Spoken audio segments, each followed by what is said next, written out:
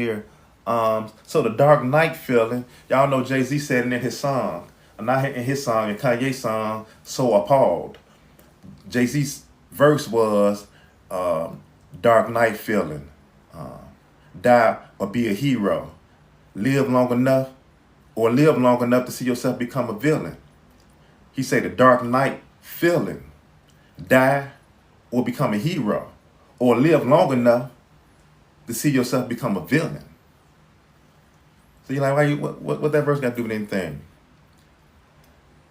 Because I am a, I am under the belief that people, or even both races, blacks and whites, in these days of time, I am under the belief that both black and white, the last two generations, the last two, almost three generations, my generation as well, the last three generations, black and white. I think all other races do not do this. All other races respect what I'm about to say. So black and white in the last three generations have lost sight of respecting their elders, or respecting the OGs, or respecting those who paved the way. I think the last three generations look at the people that's still relevant right now in today's time, or have some type of legitimacy or relevancy in the culture of hip hop. If they older, they get shunned, or they get looked down upon, or they really not giving their flowers, or they have been given their flowers, but they done lived so long now. They've been in the game so long now. They done did so much now. They so older in the game now that, at one point in time, they was finna die, like J.Prince. At one time, they was trying to kill J.Prince, and the feds was trying to lock him up, and, he had to give a Maxine Waters for the feds and the federal government to stop, harassing him and tracking him, and, trying to put cases on him and kill him. So at one point, that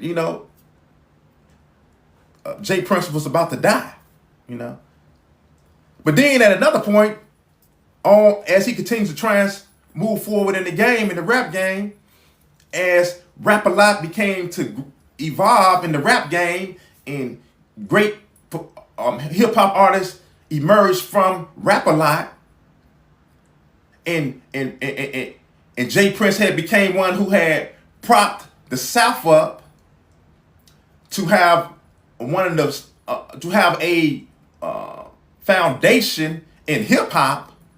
He had became a hero. J.Prince had became a hero to the people in the South. He had became a hero to the people in the Midwest. He had became a hero because, man, he was a black entrepreneur, and he was from the streets, and he was about that life, and he rolled with Mr. Larry Hoover, and he was supportive on all levels, not just financially, not just productivity, but he was supportive, caring wise, concerning wise. So he had became a hero. So everybody loved J.Prince. J.Prince was like a ghost. Nobody even know who J.Prince was, where he was at. Who is this guy? But you would just hear about J.Prince. J.Prince Rap-A-Lot Records. But you would never these wasn't any times of social media when J.Prince was really on his grind, and really, had the streets on lock, and really, was really out here in these streets going to visit Mr. Larry Hoover. So wasn't no social media. So J.Prince was always a ghost to everybody. So everybody always looked at this dude as some, entity, like, who is he? Where he at? I never hear him say nothing. He supposed to be this dude. But he was the quiet man. He was the man that was making everything happen in the background, but also had the federales at him. And he was in the streets doing his thing, and the people loved him. He was a hero. That was in the 90s. in the 2000s, he just was getting money laid back building. In the era of social media, people began to learn about who is J.Prince. People even began to put a face with the name because they had never even seen him before. They just heard of J.Prince. So in the age of social media, now you hear more about J.Prince vocally because of videos and interviews and things of that nature that had never been seen before, or that he had began to do because he was selling books and, getting money through other different entities that put him on different platforms. So people began to hear him speak. So like, oh, so the name J.Prince fit the way this person talked. Productively, OG style, about that life. Really ain't gonna go back and forth with you a lot. If you want to be about that life, we could be about that life. If you want to be about whatever life you want to be about, if you want to be about getting money life, we could be about that getting money life. If you want to be about that, street life, we could be about that street life. Whatever life you're trying to be about, we could be about. So J.Prince came from that standpoint genuinely, not because he was proclaiming to be some rap star and had all this money. He just always proclaimed to be just J.Prince, an OG. One of our OGs. I guess in New York they call him the big homie. They call him in places like New York or on the East Coast. We call them in the Midwest and in our area the OGs, or big bro to some extent they might, or even Unc. On the East Coast, they say little homies and big homies and things of that nature. So the language varies here and there, but it all means the same for the whites and the blacks. Because the whites and the blacks, the last three generations, have lost sight. We have lost sight of respecting the elders, the OGs, the big homies, the ones who's paved the way, the ones who really put in their work, the ones who's really out here about their life, the ones who really had these federalists investigating them, the one who was really laying down the law, the one who was really, who was putting in the work themselves, put in the work so much themselves that people around them said, man, we'll do it. I'll put in the work for you because you really doing this. You have other things you could attend to. You have other things you could do. So we'll get back with you. We'll handle this for you.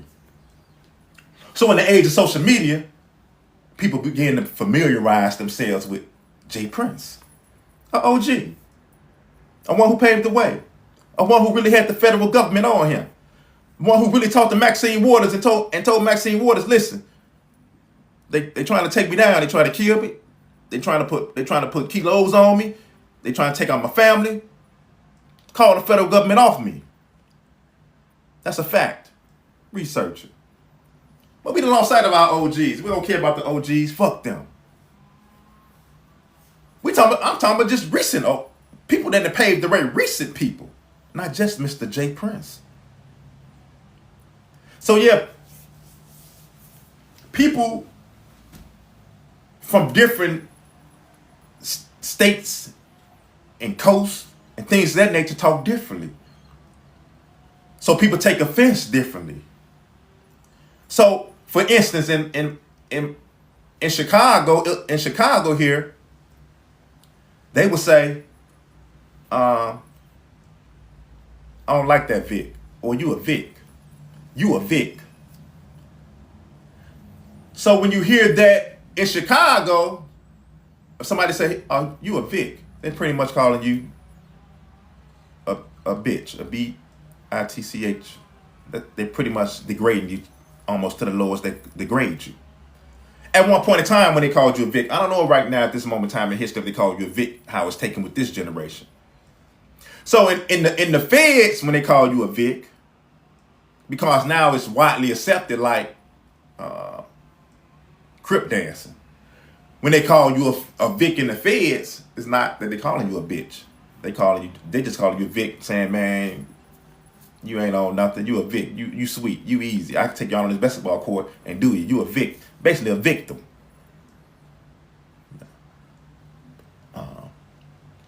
So the languages vary. So how J.Prince might speak, to out loud or speak to individuals is from an old school way of speaking.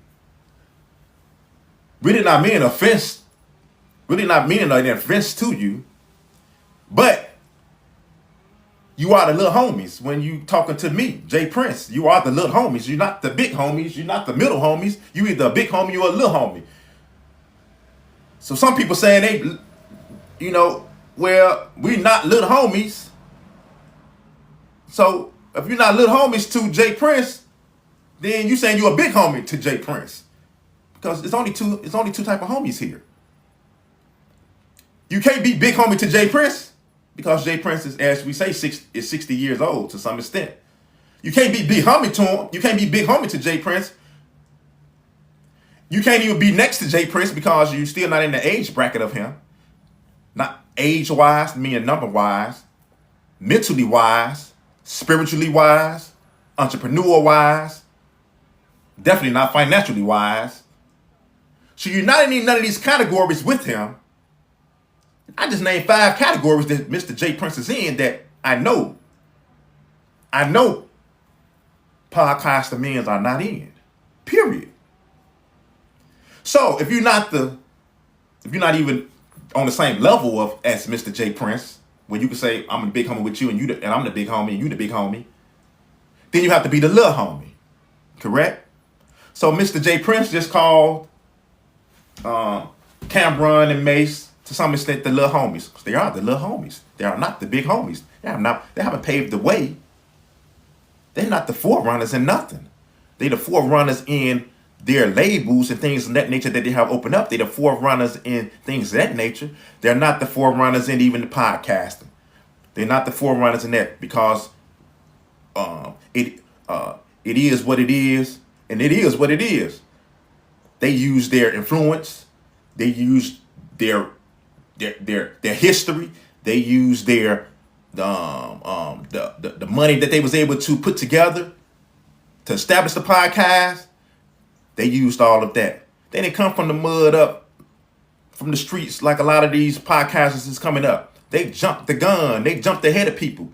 They didn't play fair in the podcasting game. They didn't play from the bottom up. They just jumped ahead of everybody. You got people that's been in the podcasting game, been trying to get on and do their thing, and been building up their platforms and their catalogs. And then you have people that got money and already established come right in and hop in the podcast game. But the podcast game was just for the average Joe, man. He was just trying to get on and get his money and do his thing. Now all the celebrities and all these other people hopping into the podcast game, keeping the people that's trying to come up in the game that was on the ground, or a lot of us was their supporters, was their fans, trying to get in the podcast game to interview them, to bring them on board. Not for them to get in the podcast game and take, sway traffic where the man at the bottom really don't stand a chance anymore.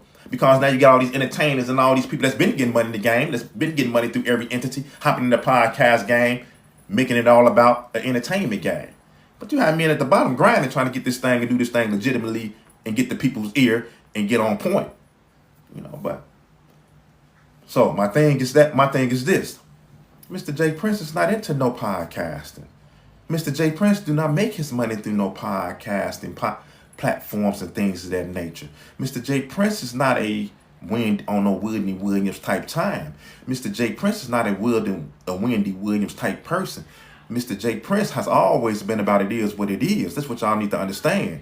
Y'all, that's always been the point of everything. Man, it is what it is. I already know the federale trying to take me out the game. I already know that I can't even get my people together so we could start our own distribution companies. And when we did try to do that, the feds came in and destroyed that. So Mr. J.Prince has walked in terrains and traveled shores and did things that I know for a fact the 2 generations after him hasn't done yet. Haven't even transitioned into. Haven't even traveled the waters of the shores on. I know many men have ducked the feds. I know many men, if the feds was on them the way that they was on Mr. J.Prince, they would have became a federal informant. So let's just be clear, when men running around here in this podcasting era, in the social media era, not really understanding the work and the history of the ones they are talking about, not really understanding that people really putting in this work, that this man really put in this work, that this man has transitioned to a 60-year-old that's really still relevant in hip-hop culture and still trying to move the people forward and still trying to make things happen through all different type of entities. You need to understand that this is an OG. You still need to understand that if you're on the East Coast, then you are a little homie to him. I mean, depending on your age bracket and your history and your status. But I'm not saying all the men in East Coast is little homies to Mrs. J.Prince. But I'm talking about the particular group of men, the G's generations that get it misconstrued. That just because you on podcast, you have a voice, you have a platform, that you want to use that to try to diminish a person like Mr. J.Prince. And yeah, and you speaking up for another man, Life Coach CW, because Mr. J.Prince, I hold dear for many particular reasons. But I also hold dear for the one reason, and it's not because of Mr. Larry Hoover. I hold dear to him. I hold dear to Mr. J.Prince. It's because that he's still just one of the OGs that's still around, that's still trying to make these things happen for whoever he's working with, to trying to make things happen for the culture. Or for the lifestyle he has led for many, many years, that men can't even say they live to 60 to still be relevant and still have the money, the financial reward, the blessings, the concern for the people, the fight for our leaders, one of our leaders that's sitting in federal prison, Mr. Larry Hoover. Men ain't lived to 60 years old to be talking like that and still without being destroyed. The song I said, it's a dark night feeling. Jay-Z said it's a dark night feeling. Die or become a hero, or live long enough to see yourself become a villain. At this point, between Cam and Mase versus Mr. J.Prince, he has now become a villain. He at that stage now with the people. He at that stage now with a lot of people because he older, but he's still relevant in the game that Mase and Cameron playing in. But he don't need no podcast for people to hear him anymore. You're just gonna hear him now. And you don't have to sit on no podcast. He don't have to work his ass off. He don't have to put up $350,000 to start no podcast. Let's just be clear who we talking about. We talking about an OG. We talking about one who paved the way. We talking about a real person here. We ain't talking about no fictitious person that's hiding behind some cameras and hiding behind some screen. We talking about a man that the federal government, the FBI, was seeking to kill him and track him at all given times. This is a fact. Research it yourself. He had to call the congressman, Mrs. Maxine Waters, the black congressman, Mrs. Maxine Waters, and asked her, could you tell the people to leave me alone? Could you tell the people I ain't on nothing? Could you tell the people I'm just trying to get money through the rap game? Tell the people I'm just trying to uplift myself? Tell the people to leave me alone? They didn't do that. So the generations got the game twisted. You disrespecting the OG. Yeah, you are the little homie. You're going to always be the little homie to Mr. J.Prince. Don't never get that twisted. People like Mase, Cameron, all this and that. Mase said that's why he never respected street dudes, and that's why he was always in the stuff he found himself in. I don't dispute you might have found yourself in a lot of situations in life. Maybe you have, and I don't dispute your struggle, and it might have been harsh. But I know for a fact at this moment in time in history, you sitting on a podcast. If you was causing such ruckus in the neighborhood or around here, disrespecting street men, if you was really disrespecting street men, you say you from the East Coast, New York, you out here in them streets, and if you was really disrespecting men that was in the street for real, you wouldn't be sitting up on no podcast. You just wouldn't be sitting up on no podcast talking about these things. You wouldn't have made it if you was really about that street life. If you was really out there talking to men that was out here in these streets, really living it, if you was really talking to them like that, you would already got what you had coming. So let's just be clear. Dark night feeling. The dark night feeling. The dark night feeling. Die or become a hero. Or live long enough to see yourself become a villain. The dark night feeling. That's P. Diddy. P. Diddy he was at the first stage. He started off at the first stage. P. Diddy started off at the first stage. Allegedly with Biggie. They wanted to kill him. With the Tupac beef and the East Coast and West Coast beef. And they wanted to kill him. It was a dark night feeling. Die. You know, even Biggie came out with the song Ready to Die. That was the name of his album as well, Ready to Die. So they had the dark night feeling. They was ready to die. And then Bad Boy blew up. Mason, Diddy, they started dancing and partying and all this money that we can make. Why y'all cats wanna play a hey? Do you wanna get money with me? Do you wanna? Y'all remember that? I remember. And this was Mase and P. Diddy. They was heroes then. Plus Bad Boy was on. They was back. It was hot. They had on the shiny suits. And Bad Boy was the hottest thing popping. They was the heroes, man. Everybody loved them, man. They was at the hero stage at that point. They had the dark night feeling. Jay-Z said, the dark night feeling. Die or become a hero. So they had became a hero. They didn't die. They became heroes. And Diddy partied and lived and put out acts and lived his life. And Mase, he separated. Mase went on over there with God because Mase was like, man, it's a lot going on over here. You know, it's a lot going on over here. I'm finna go on over here and become Reverend Mase, man, because there's too much going on over here. But see, he wasn't disrespecting those street people then. He got on up out of there. He went where? He went with God. He became Pastor Mase. He went with God. Let's remember what happened here. Mase went with God. He became a Reverend Mase. Pastor Mase. For many, many years, you didn't hear from Mase no more. He became like J.Prince. He became like J.Prince. You always heard what Mase said. You always heard about him being this reverend. Mase, a preacher. You always heard about it. People wanted to go to his church, where he was at, where this man located at. He was elusive. Just heard about him being this preacher. Never seen him preaching nowhere. Never seen a sermon nowhere. But he was doing it wherever he was at. He was doing it. I don't dispute it. I never seen it for myself. I always heard about it. Even in the social media age, I don't see no old videos of him preaching. Even in the social media age on his podcast, I don't hear any type of thing about God. You know, I don't hear anything about the essence of God. I don't never hear anything correlate back to God. I don't never hear anything about Jesus. I don't never hear anything about Christianity. I don't never hear anything about guiding the people. But I can't say he talked productively. He talked respectfully. But he had the East Coast arrogancy and the East Coast swag and the East Coast slick talk. So you got to catch. When he talking, you got to catch it. Because like you told J.Prince, we not your little homies. Then what are you then to him?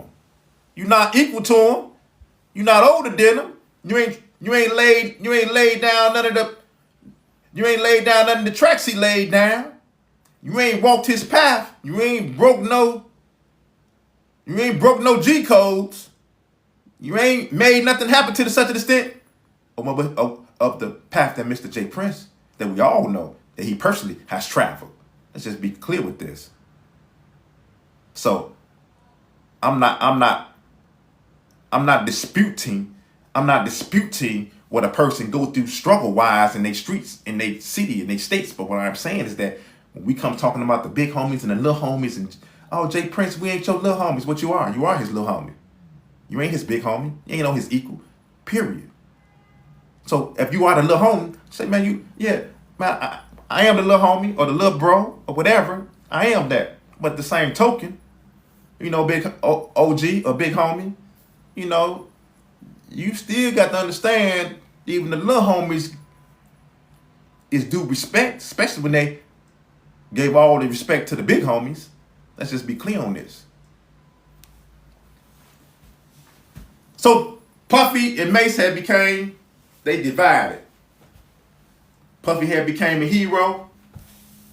Mase at that point became a zero to the peoples that he was entertaining, and he became a hero in the community of the spiritual world of God. Mase became a hero because here was a hip-hop artist, a major hip-hop artist that was rolling with P. Diddy, had separated and went over here with God. So even the church looked at Mase as a hero. So both of them had became heroes. Mase and P. Diddy. So Jay-Z said it's a dark night feeling. Go to the song. Kanye's song called So Appalled. In there, Jay-Z verse say, it's a dark night feeling. Die or become a hero or live long enough to see yourself become a villain. So P. Diddy, just like J.Prince, has lived long enough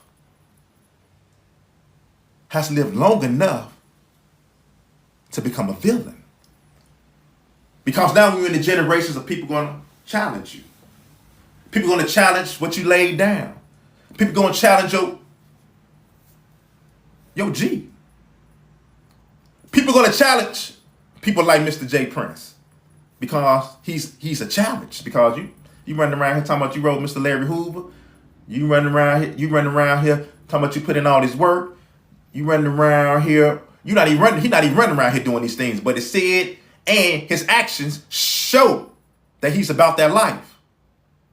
Man, who else put together the Free Larry Hoover concert? Who did that? Who put together the Free Larry Hoover concert and brought together two of the biggest acts in hip hop history? Kanye West, Mr. Kanye West, known as now Ye, and Drake. Who put together that concert? It was Mr. J.Prince that put together that concert. It was Mr. J.Prince that had the juice to bring together two of the biggest rap artists in the world. You think Mase and Cam could have ever done anything like that? Have they ever done that for any of their big homies? They big homies that they talk about that's locked down. They big homies that's gone. They big homies that's been in the feds and doing time. How have they done that? Are they able to do that? Are they able to dedicate a cause to the big homies? Because who are they big homies? Since they're not the little homies, and Mase said that they had big homies. Who are they big homies then? Because he said what they big homies will say to them. We don't do this, we don't do that, this, or that.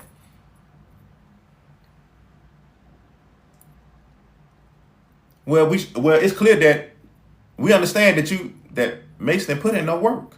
He ain't been to jail. He ain't did no fed time. Ain't nobody after you. So you really wasn't from the world of J.Prince. So yes, J.Prince is an OG. Yes, you are this little homie to J.Prince. That's just a fact. I'm sorry. No disrespect to the culture. And this me. I stamped these words, man. You little homie to Mr. J.Prince. This is me, stamped by Life Coach CW, Charles Woods, 20 years in the feds, sentenced to 30 years, was released under the First Step Act. This is a fact. They'll go get whacked, tell them let's produce the paperwork or whatever. We could do that. We could produce all the paperwork. We could do all this. So, just for the record. So, these people that's older now, it's the OGs, the OGs. The OGs, how y'all doing out there, man?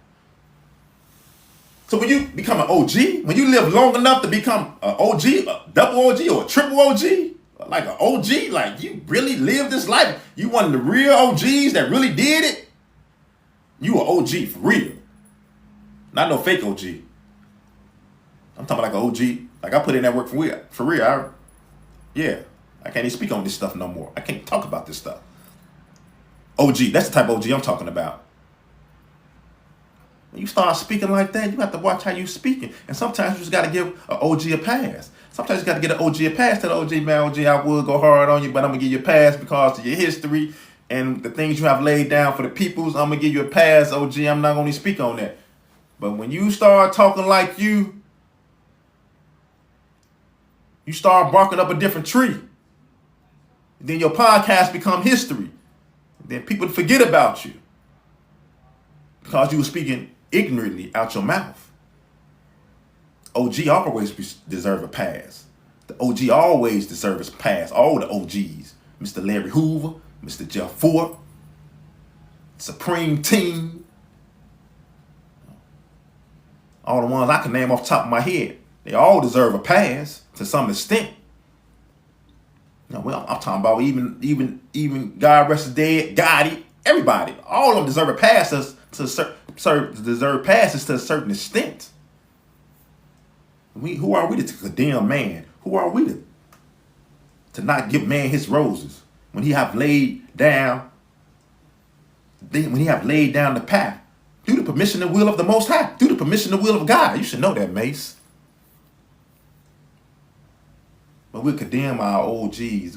We look down on our older people. I used to have respect for you, J.Prince. What you mean you used to have respect from J.Prince? How you lose respect for J.Prince over one incident?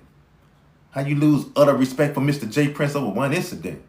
Ain't no way you lose respect for a man over one incident. I lose respect for you, man. All men is gonna fail to some extent. And all men is given the pass. All men is given forgiveness. So we try to condemn or doom the person or talking about, man, come on, man. Stop acting holier than thou. Stop propping yourself up. It's just because it was an incident, it was just an incident. But you talking about, hey, I don't have no respect for you, OG, and calling him niggas all on the platform and slinging these words around. Just call him a Negro, not a nigga. Because if you call him a Negro, listen to what I'm saying. If you call Mr. J.Prince a Negro and stamp that he's a Negro, then you know what Mr. J.Prince will probably be able to do? He'll probably be able to have them pull them documents up that our forefathers signed up under the Negro, up under the terminology Negro, where they owe us our 40 acres in the mule. So if we go back and start calling each other Negro, not nigger, because that's how they watered it down and made us made us hate the name, but it's Negro. So we go back to the terminology Negro, then up under all the forefathers' documents, up under all the treaties that we went under, we are classified as Negroes. And that's the only way we could get our 40 acres or whatever they owe us is up under Negro, not up under African American, not up under Black American, not up under original man, not up under whatever nigga, felon, predator, whatever. You're not getting your 40 acres. You're not getting nothing from the federal government if you're not considered yourself a Negro.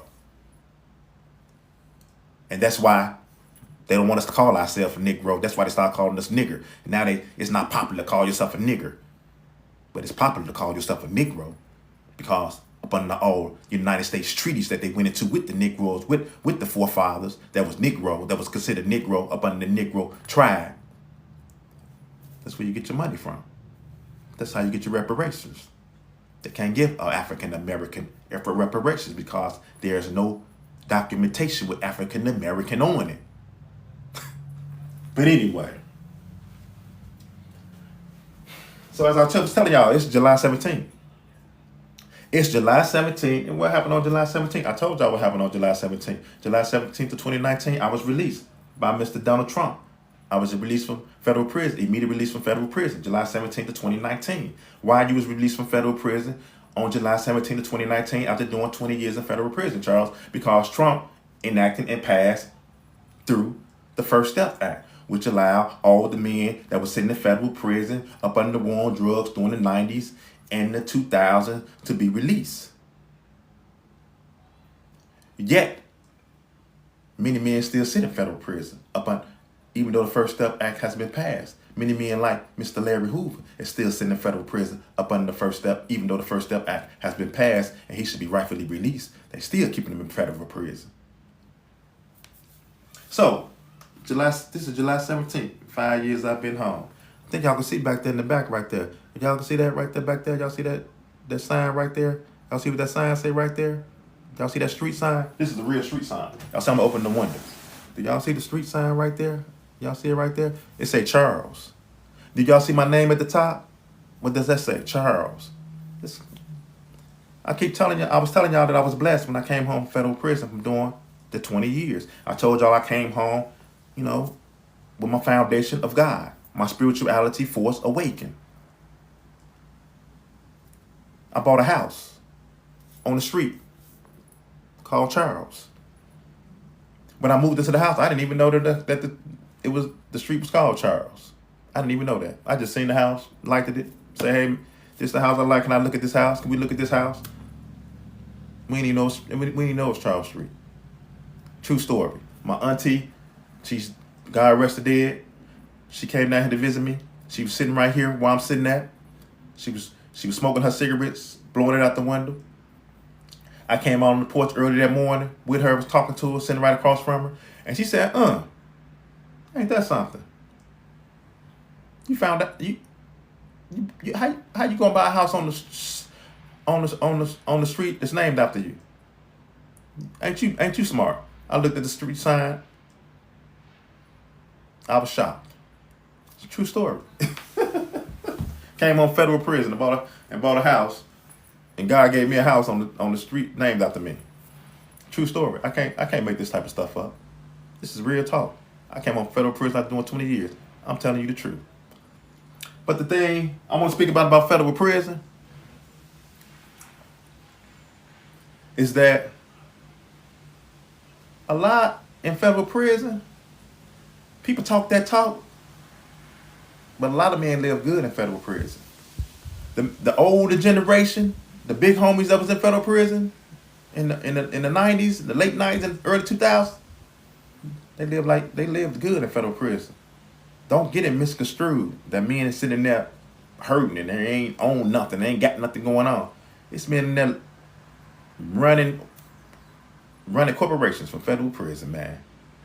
Let me just be honest. So, my point is that being blessed by the Most High, I have always been blessed ever since I activated my spiritual side of me. I have always been blessed. I have always been receiving abundance of whatever. Abundance of blessings. I'm telling you the honest God truth. I would never think I'd be talking like this because I see people on like the Grammys and win these awards and stuff, and then first thing they say, I like to give all praise unto God, and I just can't believe it, and they just be so excited and talking about God, and I'll be like, man, they faking. Man, they are lying. Come on, man. But I'm here to tell you the truth. God is real. Prayer is real. This stuff really, really works. I'm telling you the truth. When Jay-Z say, man, I was telling B, the spiritual shit really work. I was telling my wife, this spiritual shit really work. They do. When you tap in, when you begin to pray, when you begin to get focused, when you begin to activate your higher self, when you begin to read, when you begin to clean up your speech, when you begin to clean up your attitude, when you just begin to move different and speak different, when you just get up and start saying, man, good morning, how y'all doing? When you get up with a smile, everything begin to change. When you get up and just begin to just thank the Most High, man, you woke me up today, man, I thank you, man. When you begin to make those small changes, when you begin to just shed off the anxiety of life, you begin to feel different. You begin to tap in with your spiritual side. When you begin to meditate, when you pray, when you believe in the things that you are praying for, believe so much you start moving out on them. You start working towards them. You start investing in it. You start getting insight. You start building. It's called building. But really, you build it with God because you putting forth that energy. You putting forth that will that he didn't gave you, that free will that he didn't gave you. You didn't activate that free will that he didn't gave you. And you begin to build toward your dream. Build toward that goal. You begin to activate. You begin to smile. And as you on your journey, yeah. As you on your journey, I'm saying, I hate to tell you, but you will be tested. Yeah, you will go through a struggle. You will stumble. But that's the test. That's the test.